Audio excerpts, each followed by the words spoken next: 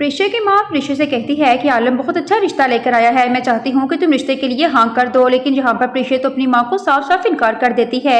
जब लीजे प्रेशा के पास आती है और कहती है कि प्रेशा, जब बारी तुमसे इतनी मोहब्बत करता है तो मुझसे उसके साथ क्यों झूठ बोल रही हो, क्यों तुम उसे धोखा दे रही हो। यहाँ इन दोनों की बातें प्रेशा की दादी सुन लेती है और कहती है कि तुमने इतना बड़ा सच हमसे छुपाया। जब बारी तुमसे इतनी मोहब्बत करता है तो फिर तुमने हम लोगों से सब कुछ क्यों छुपाया। मैं नहीं चाहती कि तुम्हारा रिश्ता कहीं और हो, अब तुम्हारी शादी बारी के साथ होकर ही रहेगी।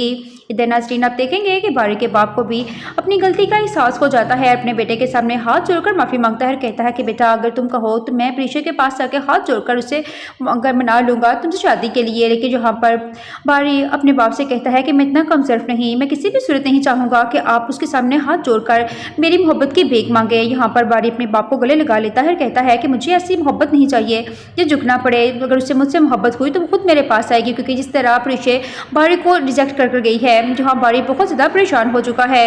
इधर नाज़रीन यहाँ पर आलम की बीवी उससे बहुत ज़्यादा बातें सुनाती है और कहती है कि अगर तुम कहीं गए ही थे तो मुझे बता कर जाते। यहाँ पर आलम कहता है कि तुम मेरी बीवी बनो, ना कि मेरे यहाँ पे इन्वेस्टिगेशन करने वाली पुलिस इंस्पेक्टर। यहाँ पर आलम बहुत ज़्यादा परेशान होता है अपनी बीवी की हरकतों की वजह से। कहता है कि इससे बेहतर था कि मैं यहाँ कर वापस आता ही ना।